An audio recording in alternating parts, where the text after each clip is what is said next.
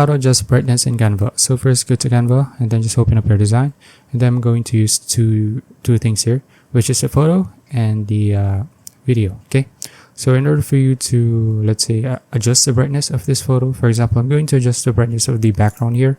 Click on the background itself, or yeah, background, and then click on where is it, edit here at the top, then click on adjust here.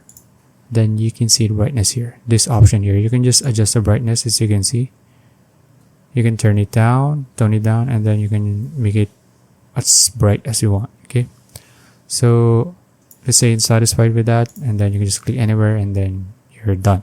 Okay, so if you want to adjust the brightness for the video as well, you can do the same. Just click on the video and then click on edit here at the top, then click on adjust, and then here you can see the brightness again. Then you just adjust the brightness here, just drag it left to right, and there you go.